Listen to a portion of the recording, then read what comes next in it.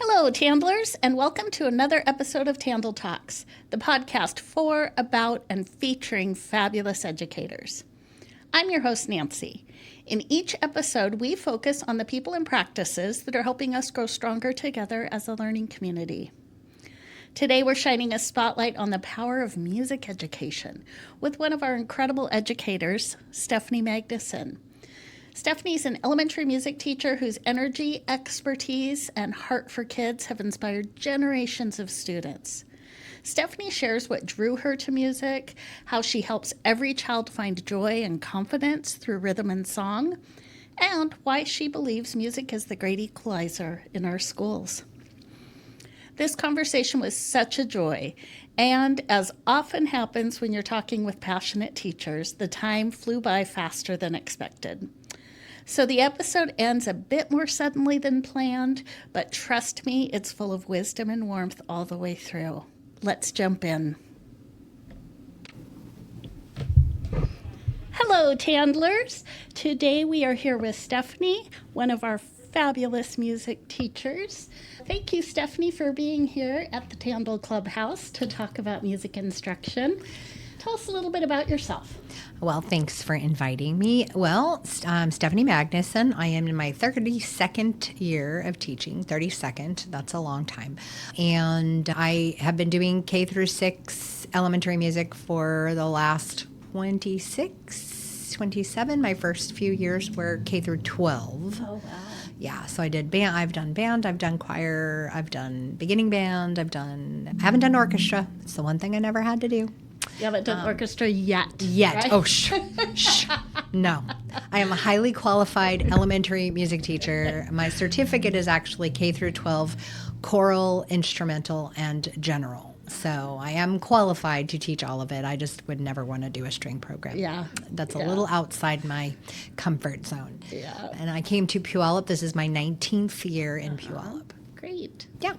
So let's start out. I want you to think back to when you were a student. Is there a teacher you can think of that had an impact on you? Mr. Bowling. I wanted to be a teacher when I was in junior high school. I was a military brat, 11 schools before the 8th grade. Oh, goodness. Yes. And when we were in Japan, I was in 4 different schools in 3 years. And the DoD teachers were just incredible. They really were. They really were dedicated to making sure they met everybody where they were at, because our levels were all over the place. You know, you went to school in New York and then you came to Japan and then somebody else came from the Philippines or whatever. It was pretty crazy. But when I was a sophomore in high school, I started doing a community orchestra. I played flute, and a couple of my friends were joined a very small orchestra, but Mr. Bowling was the director. And he was just incredible. He made me want to be a director. And so when I first started going into teaching, even my student teaching, it was band. I wanted to be the female band director. And when I got my first job as a K-12 instructor, I realized I don't want to be a band director anymore. It was really hard having students come in who said they wanted to do band, Right. but then wouldn't do the work. And it was just really defeating. And then I realized elementary was where I really loved it. And I started to really get some training after the first 2 or 3 years of teaching. And now I'm an Orff Schulwerk teacher. I am certified in Orff Schulwerk from intro level all the way to master level, and I've done several master classes at that level. In fact, I was supposed to be a teacher at the national level of recorder, and never got hired. But I did all of the training to become a teacher, and then of adults. Right. So yeah. So, elementary is where it's at. Yeah. Yeah. Yeah. I was an elementary teacher and an elementary principal, and that is absolutely where my heart is today, For sure. right? Yeah. And I love all of the levels, but I prefer primary. They are just the ones that they come in full of joy and they give you the joy back. And sometimes those older students is like, please, you can do this. Come on, so, yeah. So is there a moment in your classroom that you can think of where you just thought, oh, yeah, this is why I do this? I get asked that a lot. I think some of the time is when students really, we're working on rhythm, right? In first grade, we're working on it. I don't get second graders this year, sad face, but when they're working on rhythm patterns and they realize it's a reading vocabulary. Yes. And they're learning how to read. And the little light bulbs go off, and you could see it on their faces that they're like, I get it. We're actually reading something and creating something. And then you see the kids who start to have fun and be silly about it, but really creating. And the other part for me, because I am a professional flute player and I play in a recorder consort, and so I take recorder teaching in fourth grade. I take it really like, this is a real instrument, people. When they first get a good sound, and then they realize they're getting a good sound, and it's just like, oh, you did it. And it's just such joy. And seeing them be successful, that's super great. Yeah. You can really, especially with recorders, for some reason that actual instrument in their hand is very appealing, or in their mouth too. Yeah. But you think, you can create a vision for kids sometimes that they didn't have before they had that experience. Yeah. And it even just happened the other day. That's like their 5th or 6th day this year of recorders. And this little boy comes up to me and he goes, if I were to get my own, how much would it be? And I was like, well, your recorders are about $6. And he's like, oh, okay. He's like, but what's your recorder? And I was like, well, my professional one is a little bit more than that. And his eyes got really big. And but it was all of a sudden I could see, he was like, I like this. And and this is a student who doesn't normally do that. So to just see him making a connection, it was really cool. I love that. Yeah, yeah. You talked about that sort of beginning reading. Let me just tell you a quick story from when I was a special ed teacher. So I taught, at one point I was teaching support center, and kids with just very low language. And I remember working so hard on teaching reading, and it just wasn't clicking for many of the kids. And I remember when they learned seeing a note on the board, that's a beat.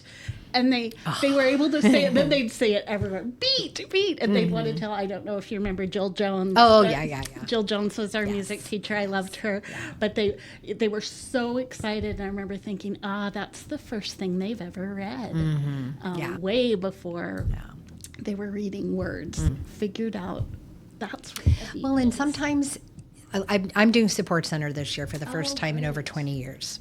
And so a lot of it is like, what did I do over 20 years ago, and how was it successful, and what is working and what is not?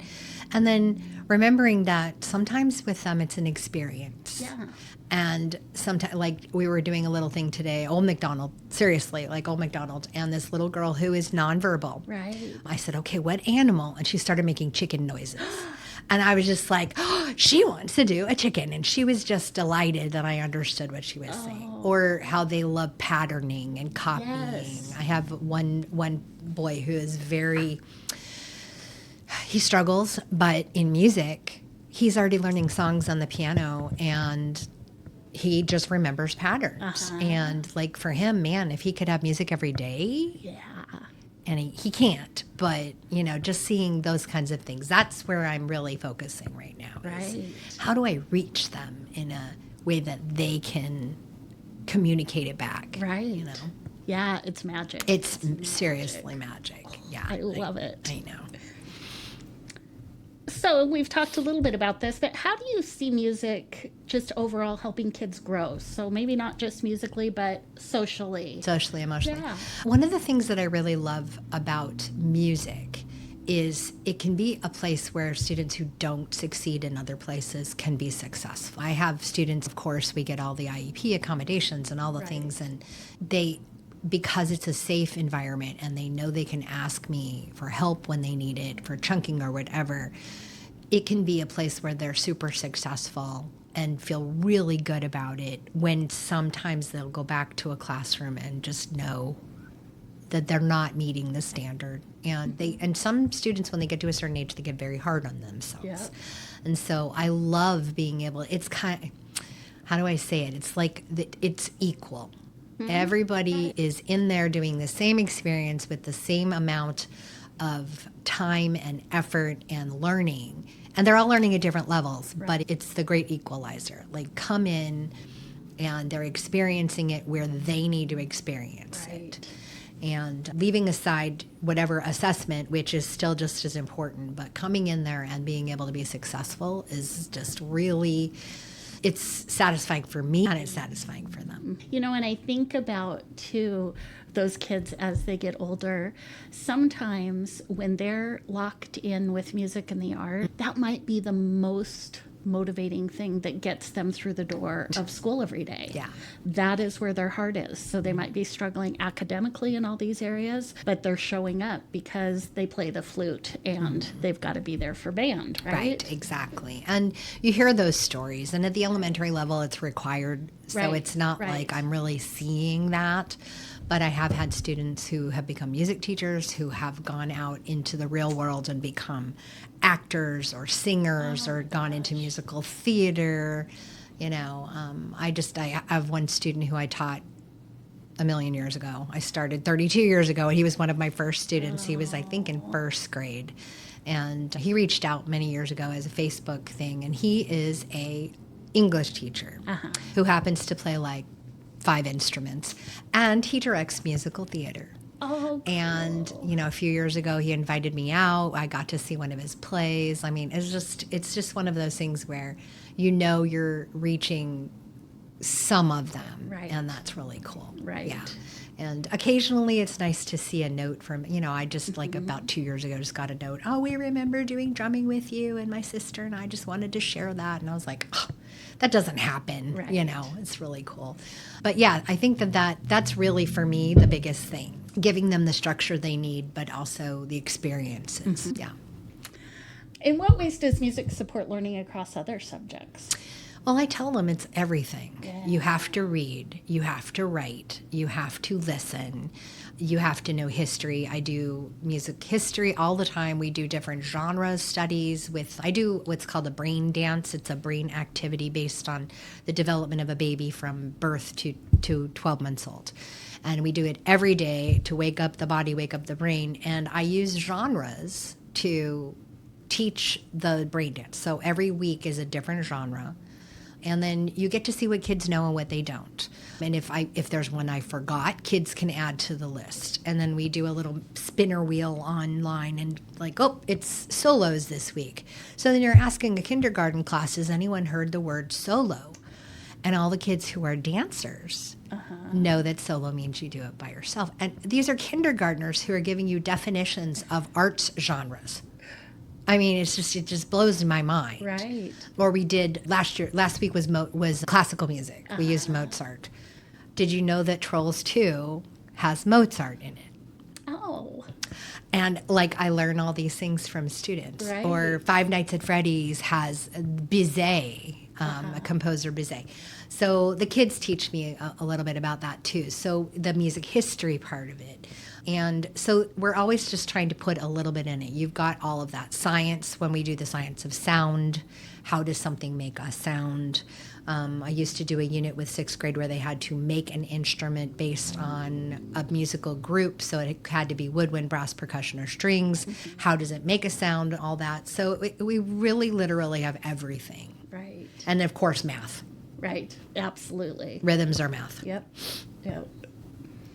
So what's a favorite song or activity that just always brings kids together in your classroom? Oh, there's so many things. My students, I love movement. Movement and the brain is it's a pet project for me. Right. Brain dance we do every day. Movement, games, and activities are probably a big one. Another thing that I love to do is drumming. I do African-style drumming, and I have a drum problem. I probably own 20 drums or more. I know there are other music teachers who are like, when is she retiring? I want her drums, you know. But I do a big unit in the spring, and I do it from kindergarten up. Right. And then anytime I have a teaching partner, I have them borrow the drums and do something with them. And We talk about how we don't do the brain dance during drums because the drums have a brain connectivity with your body, and the kids just love it. We're using things that they've learned. We start with like hot cross buns and little songs and rhythms and poetry, which as a special ed teacher, phonemes and things, how to get that sound out. So it's just so cool to watch them take something that simple and turn it into what could be a performance piece. Right. It's pretty cool. I'm thinking about just the magic of instruments for kids, right? Yeah. And that hands-on piece that we know kids benefit from hands-on, but you really see it when you've got a drum problem and there's a serious drum problem. Yeah, and movement. And singing is super important, and we sing every day. But as far as what brings those kids the most joy, I would say moving. Right. Any kind of movement activity. We work on safety. We work on hands off. We work on silent because they're supposed to be looking and moving around safely. So there's a lot in there, but it's also just so good for them. Right. These poor kids sit in desks all day. Yes. And they know in my room we're going to do something. Yeah. What do you do when you have a kid who maybe feels shy or a little unsure about singing or performing? I start even in TK in kindergarten, giving students an opportunity to do something by themselves. Sets them up for being able to perform by themselves. And games where you're the only one doing something, doesn't have to be speaking, holding a little pumpkin, I'm number one, whatever you can do to give students the opportunity to be alone doing something, sets them up for being successful. The first thing I do, especially if we're singing by themselves, is if you don't want to do it with yourself, I will do it with you. And just building that confidence, making sure that they feel safe. I mean, we've all had students who don't talk. Right. Like self-selected mutes. And I mean, the worst one for me, she literally would not speak to me for 4 years. Oh, gosh. And then she joined choir in 4th grade. And still wouldn't talk to me. And as soon as she was in choir and singing, she started to talk to me. But I had her kindergarten, 1st grade, 2nd grade, 3rd grade. She would only talk to her friends. Sometimes during the year, she would maybe talk to her teacher. And then finally, I had her all those years. She would sing everything with everybody, do everything. But if I put her on the spot, she never would. And finally, I mean, takes a long time. But yeah, those kids. But setting them up with opportunities to be alone and safe. Yeah. Nice.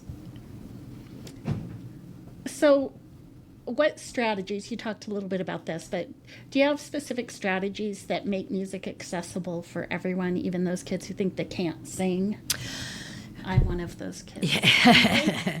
Well, I actually had an adult today say, I'm not very musical. And I was like, and she goes, wait, no, I'm musical in my way. And I'm like, good for you. You did it. In the years that I've been doing this, the amount of students who truly, they're just so few that are truly like tone deaf or can't produce a sound. A lot of it is experience. And the way that I approach it with kids is, we're going to work on it. We're going to work on it together, and don't you worry about it. It's my job to help you. And it just takes that pressure right off of them. And there are so many other things that we do in there besides singing. But even with playing, like, oh, you're not quite on the beat. We're going to get there. Just copy, just giving them lots and lots of practice and making sure they understand it's not their fault. Right. Yeah, it's not their fault. Right. We're going to work on it together. Yeah, that's super important. Yeah. So talk a little bit about performances like concerts or programs that build community in your schools.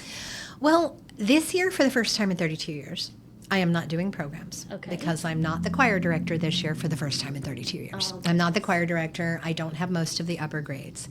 What I started doing a few years ago is we would rotate through, like, if we had a 1st grade program or a 5th grade program or whatever, and then I started doing more in-class performances. We call them informances. Informances. And I started doing it a long time ago in my last school district, even based on a teacher of mine, Lucy K. Osborne. And she worked in a huge school. and could not do evening programs. So they started doing daytime programs, and then you had a problem with parents coming from work. And so I call them informances. And then what I do is whatever we're doing, we have an audience of some kind. So if it's a ukulele, sixth graders, we invite the kindergartners to come and watch. And then the students get a real audience, and then they get to do a reflection on what they performed. Right. I've done that with ukuleles, guitars. With recorders, what I've done is the same thing, informants, but we invite the parents to come during the day. And then what I do to make it equitable is parents can come or not. It's totally up to them. If they work, I videotape each class. I turn it into a private YouTube video, and only that class gets that video so that even if they're not there, they can see their children perform. Nice. And it has worked out really, really well. We've really built up a community, like the expectation for fourth grade. They're going to come in and do that. And we've kind of gotten away from evening programs except for band, orchestra, choir, because it is really hard for parents to make that commitment. Yep. And it's hard as a music teacher to have this whole big program and then have nobody show up. Right. Or I've got baseball practice. Right. So I've personally gone to more of an informing, because then you're informing the parents of what we're learning, but it's in a performance style, I guess you want to. There's probably a better word. I love inform. Yeah, words are hard. Informants is what I call it. And so right now our school is doing 3 choir performances this year. They're doing other things outside of the classroom. They've got the Regional Choral Festival. They've got the Tacoma Rainiers in the spring and all sorts of fun stuff. But we've really gotten away from those evenings. Yeah. Yeah. It's just, I feel bad. When I taught high school band, you can drive yourself, get to the concert. These are 10-year-olds. Exactly. They can't drive themselves. If their dad or mom or grandma or grown-up says, I'm sorry, we're not going, then no matter how much they want to go, they can't. And I feel like kids and really family have so much on their plate, right? We've got kids who are doing clubs and activities, and it's hard to make a choice. Or like latchkey is a real, it's a real thing. A few years ago, it was pre-COVID, I had this little girl, it was for choir, and she got dropped off, and I didn't know it. And you're not supposed to drop off for evening performances. And between me and the principal, we had to stay and wait for probably close to an hour to make sure this poor little girl, because it was dark, we weren't going to let her walk home. She's like, no, I come. I'm like, no, you're not. We're going to bring an adult here. So that kind of stuff started to make it kind of a bad taste in my mouth for the kids. And like I said, the extra pressure for families, it's not necessary. Right. Yeah. I love that idea of, well, two, one is having an audience of kindergartners or a different grade. I think that's so great for both sets of kids. I also love that idea of having it as a YouTube for families. Yes. Because kids love to watch themselves. Yes. And so the parents can see that. That takes away maybe some of that parent guilt if their schedule doesn't allow them to be at school. But also the kid can watch it over and over, and they can see themselves performing. And kids love that. They really do. And they're kind of a little bit like, oh my gosh, that's me. But it's like, no, you like it. Exactly. And they're so funny. You have a YouTube channel. I'm like, yeah, but it's private. And that was one of our teachers, the Vales, the two, Karen and Matthew Vale, were kindergarten teachers for a while. And Matthew was the one who really got me going on the YouTube, because he would do it all the time. And he was fancy. I upload. Yes, it's for kids. Yes, it's private. And it's just so nice because nobody can do anything to that video except me. Right. And I'm the only one that can share it. It's very protected. And I feel like it makes it so that only that class sees it. It's only those kids. And if we have any kids who can't be photographed, they stay off to the side. Right. That's it. They're still there. Right. Yeah. Right. Yeah. They're still a part of it. Exactly. Yeah. How do you advocate for the importance of music education in your system? Oh, that is a loaded question. One thing I'm going to say is that the Puyallup School District is one of the most equitable about elementary music in this area. Right. Everybody has the same amount of music. not always with a qualified music teacher, as we were talking about. I'm not going to say that. That doesn't sound right. Not with a person who's with elementary experience. Right. They all try really hard. Right. I'm not saying that they don't, but it's super difficult when you have somebody like me who's been doing it for 30 some years, and you have somebody who's been teaching for 3 years and then gets shoved into a general classroom. But Puyallup is just so good, and we fought through union, we've fought through all the things to keep it that way. All of our union presidents have been very good about keeping that, because they understand. In my school, everybody gets music twice a week. At Woodland, they get it twice a week. Every single school is the same. Yes. And it is very well supported. Right. And in my building, it's ridiculously supported. My admin could not be better about supporting me and not just me, the program. And I know some admin are a little bit different, but district-wide, it is very, very good. I am also a NAFME member. I do the political music support by being a member, because that is the legislative. They're the ones who do the legislation. They go to the national Washington, D.C. and do all of the arts fighting, and that's really important. You have to do that. Right. I also am a member of American Orff Shulvrick Association, which is more for my own personal education. Right. But it also is a big arts support. Being parts of those organizations is really important, like WMEA. Yes. Yeah. Yes. Yeah. As you're talking about the support of union president, makes me think of our former union president, Karen McNamara. A little shout out to Karen, Yes. who was a music teacher. That was so much a part of her heart. What a beautiful reminder of how deeply music connects to every part of learning, and to the joy that keeps kids coming back to school each day. A huge thank you to Stephanie Magnusson for sharing her heart, her humor, and her incredible perspective after more than 3 decades in education. If you enjoyed this conversation, make sure to follow TandL Talks on Spotify, Apple Podcasts, or YouTube so you don't miss future episodes featuring more of our inspiring PSD educators. And as always, thank you for everything you do to make learning come alive for our students, whether through reading, science, movement, or music. Until next time, Tandlers, keep teaching, keep learning, and keep the music playing.